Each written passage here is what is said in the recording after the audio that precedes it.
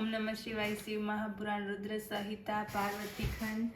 पृथ्वी देवे पोते स्त्रीનું રૂપ ધારણ કરી શિવજી સામે ભયભીત થતા પ્રગટ થયા। બાળકને ઉઠાડી તેઓ રમાડવા લાગ્યા, તેને સ્તનપાન કરાવ્યું, હસીને પ્રેમથી તેના મુખનું ચુંબન કરવા લાગ્યા।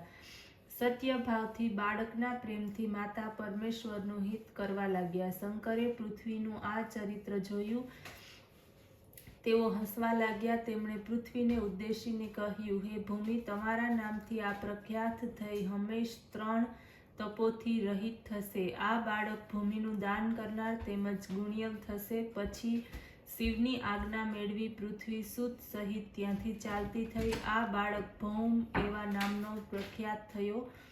તે તત્કાળ યુવાન થઈ ગયો તથા કાશીમાં લાંબા સમય સુધી શ્રી શંકર ભગવાનની સેવા કરી ત્યાં રહેવા લાગ્યો। આ ભૂમિપુત્ર શિવની કૃપાથી ગૃહ તત્વને પામ્યો।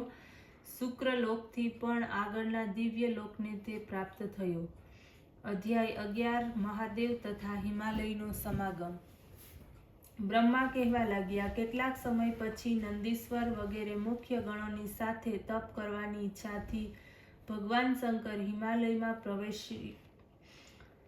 પ્રદેશમાં આવ્યા, જ્યાં પતિતપાવન ગંગા બ્રહ્મલોકમાંથી અવતરિત થઈ છે। તે જ સ્થાનની કમનીય શોભાને જોઈને એકાગ્રચિત્ત થઈને સદાશિવ આત્મચિંતન કરવા લાગ્યા। તેમના શુભાગમનો વૃત્તાંત હિમાલયને જાણવા મળ્યો। હિમાલય ભગવાન શંકરના દર્શન કરવાને માટે ત્યાં આવ્યા। આવીને પ્રણામ કરી અને પૂજન કર્યું।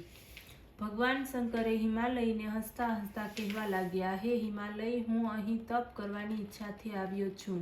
હું ગંગા કિનારે તપ કરવાની ઈચ્છા રાખું છું। આપ તે પ્રમાણેની વ્યવસ્થા કરો કે કોઈ પણ મારી પાસે ન આવે, જેનાથી મારી તપસ્યામાં વિઘ્ન ઊભું થાય। હિમાલયે કહ્યું, આપ અહીં તપ કરવા માટે સ્વતંત્ર છો। હું સર્વ પ્રકારે આપની સેવા કરીશ, આપ નિશ્ચિત રહો। આમ કહીને હિમાલય પોતાના ઘેર ચાલ્યા ગયા। મેનાને જઈને બધું વૃત્તાંત જણાવી દીધું। સેવકોને આજ્ઞા આપી કે ગંગા દ્વારની સમીપ કોઈ ન જાય। આજ્ઞાનો ભંગ કરનારને કઠિનમાં કઠિન શિક્ષા થશે। અધ્યાય 12 પાર્વતીનું નિવારણ।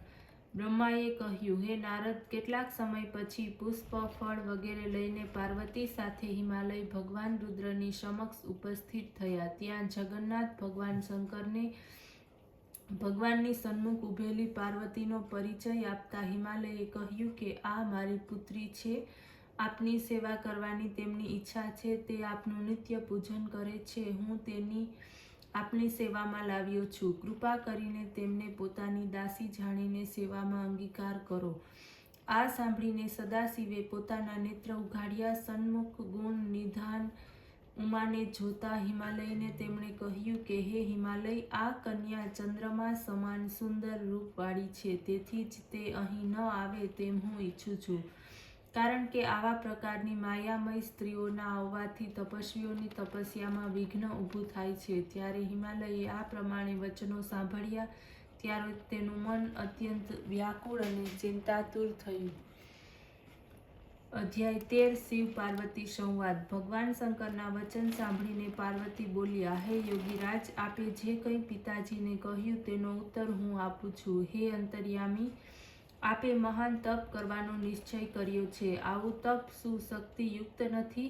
આ શક્તિને જ સર્વ કર્મોની પ્રકૃતિ માનવામાં આવી છે। એનાથી ન આ ચરાચર જગતની રચના, પાલન સંહાર થયા કરે છે। આ પ્રકૃતિ શું છે? આપ કોણ છો? પ્રકૃતિ વિના શરીરની સંભાવના કેવી રીતે હોઈ શકે? આ પ્રમાણે પ્રાણધારી પુરુષ હંમેશા શક્તિનું પૂજન, ધ્યાન વગેરે કરતો તો જગતનો ક્રમ સદા ચાલતો રહે। આ સાંભળીને સદાશિવે, હે પાર્વતીજી, હું તપ દ્વારા પ્રકૃતિનો નાશ કરી ચૂક્યો છું। હવે તત્વરૂપે સ્થિત છું। સાધુ પુરુષોને પ્રકૃતિનો સંગ્રહ ઉચિત નથી। આવા વચનો સાંભળીને હસતા હસતા પાર્વતીજી કહેવા લાગ્યા, હે યોગીરાજ, આપ શું કહો છો? થોડો વિચાર તો કરો। આપે તે પ્રકૃતિનો નાશ જ કરી નાખ્યો છે, તો આપ કેવી રીતે વિદ્યમાન છો?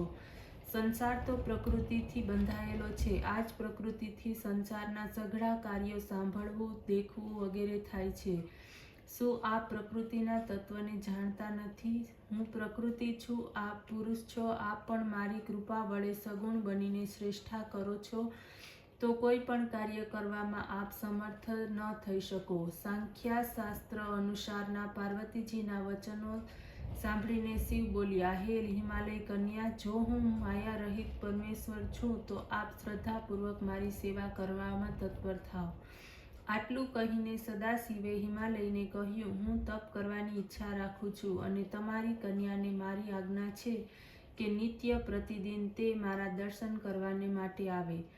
આ સાંભળીને હિમાલય પ્રસન્ન થયા. પાર્વતીજીને સાથે લઈને પોતાના ઘેર ગયા. તે દિવસથી પાર્વતીજી હંમેશા ભગવાનના દર્શન કરવા લાગી. સખીઓ પણ સાથે રહેતી. ભગવાન શિવનું ષોડશોપચાર પૂજન કરતી, ચરણોનું પ્રક્ષાલન કરતી, ચરણામૃતનું ગ્રહણ કરતી. પૂજન કરીને તે ઘેર પાછી ફરતી. આ પ્રકારના પૂજન વગેરેમાં પાર્વતીજીનો ઘણો સમય પસાર થઈ ગયો.